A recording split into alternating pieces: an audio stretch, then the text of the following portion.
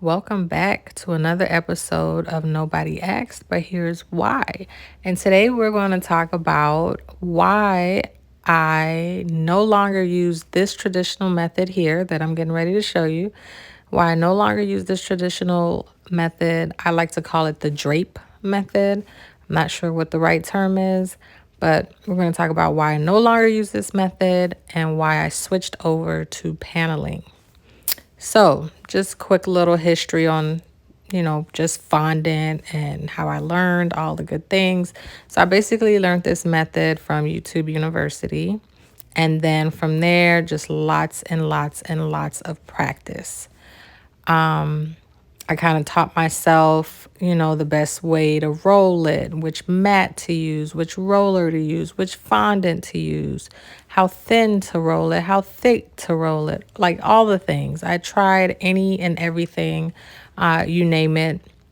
I'll try anything once or twice, as long as, like I said, if I can figure out a way to make this easier on me, I'm going to try it. So this method here that I'm doing, this is just my tried and true, you know, method here. I can't go wrong. And in this video, I am using Wilton's Red Fondant. Now, today is June 3rd, 2025. And I must say that Wilton has changed their fondant recipe.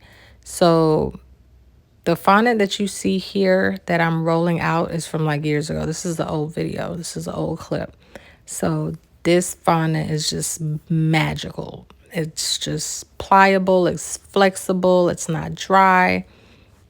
I just love it. So the powder that you see me sprinkle on top, that is cornstarch. I like to use cornstarch to roll out my fondant. I do not use powdered sugar. I don't know why. I just do cornstarch. So with this traditional method, as you can see here, I take some fondant. I roll it really wide. You want to measure the height and the circumference of your cake, and that will help you know how much fondant you need in order to roll it out. I kind of had it down to a science. I didn't weigh anything. I just knew like one box of red fondant, I know for sure I could cover at least up to maybe like an 8-inch round cake that's at least like 6 inches tall. So yeah, here you see me rolling it out. I've applied it to the cake and it's really thin. I've somehow mastered a way to roll my fondant pretty thin, cover my cakes and not have one tear. That was like, I felt like Superwoman when I did this. So I pretty much had that down to a science. So here I am, I'm covering my cake, and this is a frozen cake. So that was another thing with me. I cannot cover a cake that's not frozen. It's just too soft. It's too, I don't want to poke it or anything like that. So I prefer to freeze my cake. I do a crumb coat, final coat, and I pop it in the freezer.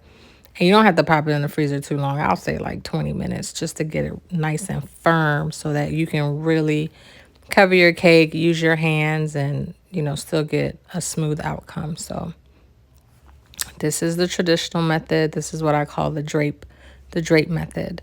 And then in this next clip, I'll be showing you why I now move to the paneling method. So here I am paneling a cake. And I'm pretty sure I got a video somewhere, but I basically roll out a really long rectangle.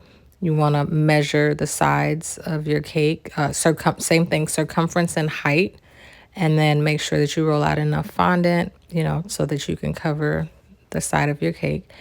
And this clip doesn't show it, but I've already covered the top. So I always cover the top first, and then I cover the sides, and then I take a X-Acto knife, really sharp knife or a X-Acto knife, and I cut the top. Now this method, I love it. I just feel like it's quick and easy. It's less stressful.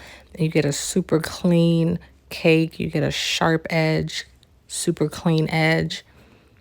And it's just, I just love it. I took a class a couple years ago, and a cake class, and one of the instructors, she showed me how to do it, and I've been doing it ever since. And I'm gonna be honest with you, when I went home after taking that class, I went home and I tried it and I didn't like it.